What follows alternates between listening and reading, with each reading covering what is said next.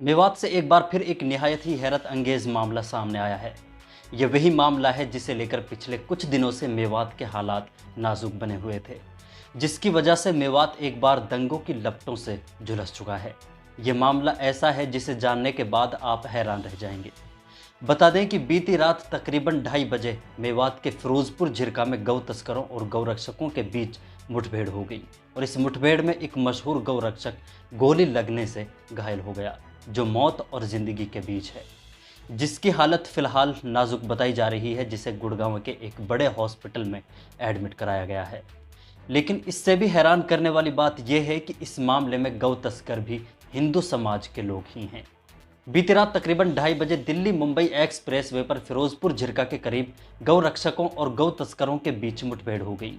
गौ तस्कर गायों को पिकअप में भरकर ले जा रहे थे। इसकी खबर गौ रक्षकों को मिली तो इनका पीछा किया। इसी बीच दोनों के बीच मुठभेड़ हो गई और मुठभेड़ में गौ रक्षक सोनू रेवाड़ी को गोली लग गई। गोली लगने से सोनू रेवाड़ी बुरी तरह घायल हो गया, जिसे गुड़गांव हॉस्पिटल में भर्ती कराया गया है, जिसकी हालत फिलहाल नाजुक बनी हुई है। लेकिन इसी बीच पुलिस ने गौ तस्करों की इस पिकअप को भी बरामद कर लिया और इस पिकअप से 3 गाय बरामद की गई। इन गायों की तस्करी करने वाले 3 लोगों में से 2 गौ तस्कर भागने में कामयाब हो गए और एक को पुलिस ने गिरफ्तार कर लिया है। जानकारी के मुताबिक ये गौ तस्कर हिंदू धर्म से ही ताल्लुक रखने वाले हैं। मामला बेहद संगीन बना हुआ है, इसीलिए इस मामले के बाद पुलिस एक्शन मोड में है।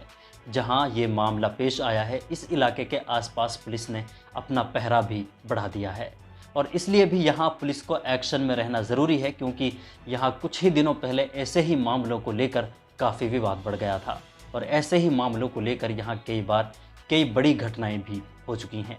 लेकिन पुलिस अपनी तरफ से इस बार कोई कसर नहीं छोड़ना चाहेगी।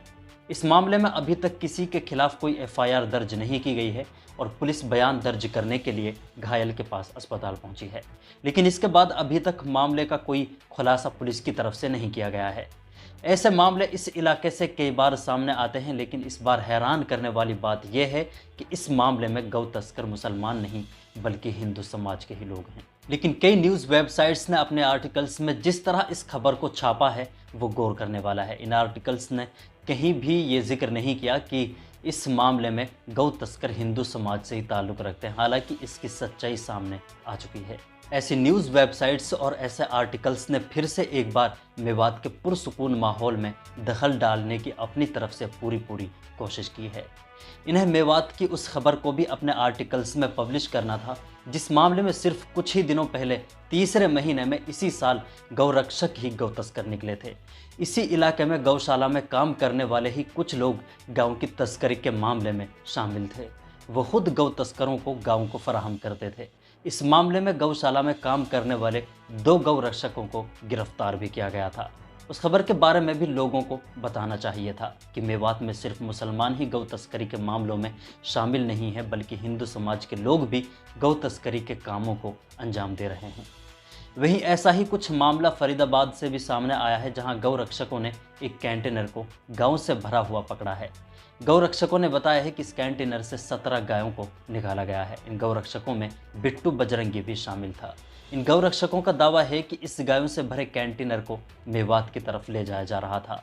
इनका दावा है कि इन गायों को ईद के मौके पर इस्तेमाल किया जाना था। लेकिन जानकारी के लिए बता दूं कि यह दावा बिल्कुल गलत है कि इन गायों को बकरा ईद के मौके पर कुर्बानी के लिए इस्तेमाल किया जाता, क्योंकि इस तरह के जानवर की कुर्बानी किसी भी हाल में जायज़ नहीं है और ना ही मुसलमान किसी ऐसे जानवर की कुर्बानी करते हैं जिस जानवर को उन्होंने खुद पाला ना हो, या किसी चोरी किए गए जानवर की कुर्बानी किसी भी हाल में जायज़ नहीं है और ना ही इस्लामी शरीयत इसकी इजाज़त देती है और ना ही मुसलमान बकरा-ईद के मौके पर ऐसा करते हैं। ऐसे में ये दावा बिल्कुल गलत है कि बकरा-ईद के मौके पर इन गायों को कुर्बानी के लिए इस्तेमाल किया जाता। लेकिन गौ तस्करी के मामलों में शामिल लोगों के खिलाफ कार्रवाई बिल्कुल हो। लेकिन इस पूरे मामले पर आपकी क्या राय है, कमेंट बॉक्स में ज़रूर बताएं।